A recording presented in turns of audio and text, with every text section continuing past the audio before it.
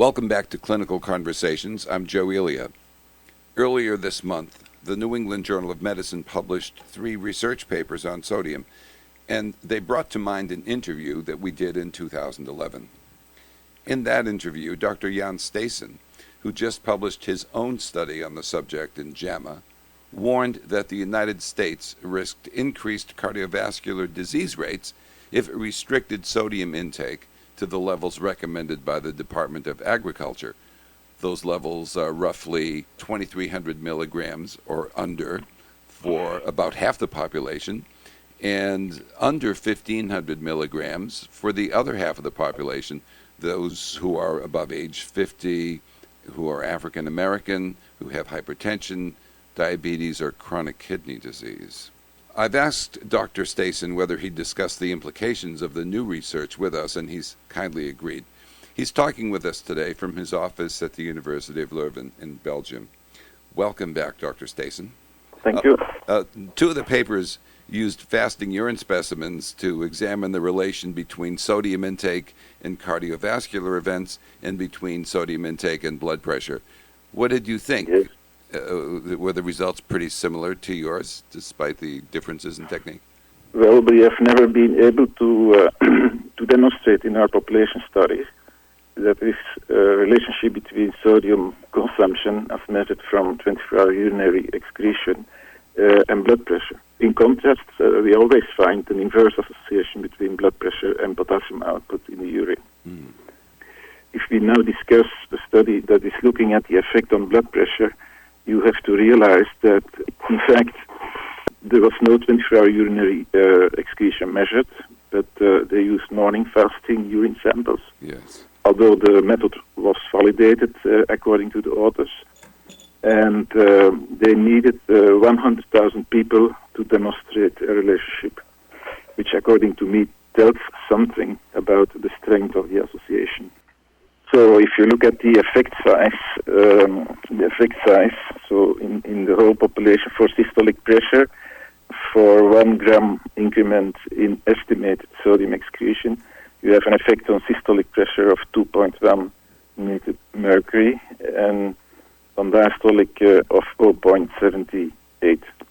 So in fact, when we published our JAMA paper, we also looked at people who had a measurement of blood pressure and urinary sodium excretion at baseline, and then were remeasured about 5 to 6 years later. And in that JAMA paper, our effect size was 1.7 millimeter mercury systolic for 100 millimoles. That's about, for sodium, it's about 2.5 grams. I'm hearing you say that the effect size is not great. That's exactly what I'm saying. Yes. The effect size is not great, and you need 100,000 adult people to find this association. Let's consider now the paper on sodium excretion and cardiovascular risk. That was much, I would take that as confirmation of your earlier study. That's exactly the confirmation of the earlier study we did. We didn't have the 100,000 people, but we found that the people with, and this is random population sample, that if you start from high salt intake, and in our case for sodium this was 6 grams, you have cardiovascular mortality of 1%. Then the middle group, they had sodium excretion of 4 grams, and cardiovascular mortality doubled to 2%. And the low sodium group, 2.5 grams, they had 4% cardiovascular mortality. And if you look at the ideal, the middle ground, 4 to 6 grams per day, that's approximately our middle ground too. And what is different with our study is that they found that indeed there is an increase in mortality and cardiovascular events if you go higher. But on the other hand, when you go lower, you also see an increase in the event rates. Yes. And they describe it as a J-shaped risk curve. Yeah, a J-shaped curve, yeah. I think their mean sodium excretion in the entire population, because they also measured, I mean, it was roughly the same study, they also measured 100,000, roughly 100,000 people.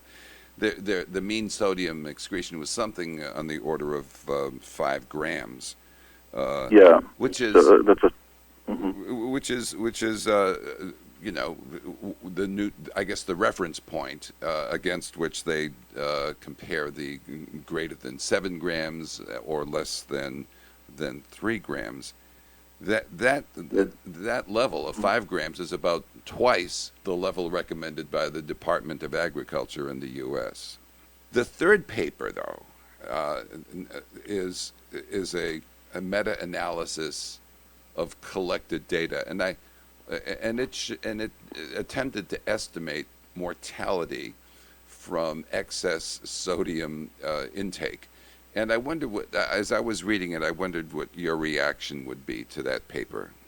Well, this is the same as these calculations. They are based on extrapolations, and this is often the case in the salt debate. They extrapolate intervention studies, usually short term, in normal volunteers or in selected patients. Yeah. Then they have seen effects on blood pressure, and then these effects on blood pressure are being extrapolated. And actually, the third paper, the NutriCode paper, it doesn't recognize that there is a curvilinear relationship. So they think it's a linear relationship, and the higher the sodium excretion, the worse it is, which might be true if you go above the 6 grams per day, but they completely forgot that if you go below 4, that you also see an increase in cardiovascular complications. So what action should clinicians take, or could they take, with the information available now? Would you say to restrict salt only among those with hypertension and heart failure, or would you be even more cautious? Well, that's what is in the guidelines. The guidelines, in Belgium, it is recommended to restrict sodium intake by 100 millimole if you're hypertensive. But very few people can do that.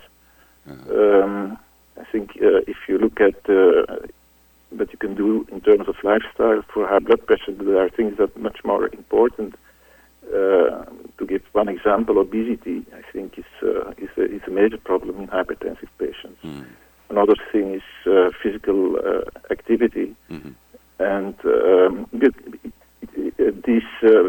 you have to sit in front of a patient and negotiate what is possible, what a patient can do, but you cannot ask a patient to do all these lifestyle measures. Yes. That's impossible. It's always a compromise.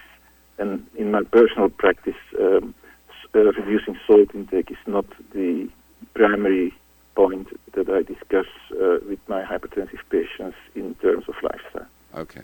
Well, I wanted to wish you well, Dr. Staessen. I wanted to thank you for spending some time with us today. Okay. No thanks. That was the 173rd edition of Clinical Conversations. The others can be found at podcasts.jwatch.org. We come to you through the NEJM group. We'll see you next time. And if you have any suggestions, complaints, or kudos, please contact me at jelia@nejm.org. My executive producers are Kristen Kelly and Adore Yano. Thanks, folks. And thank you so much for listening.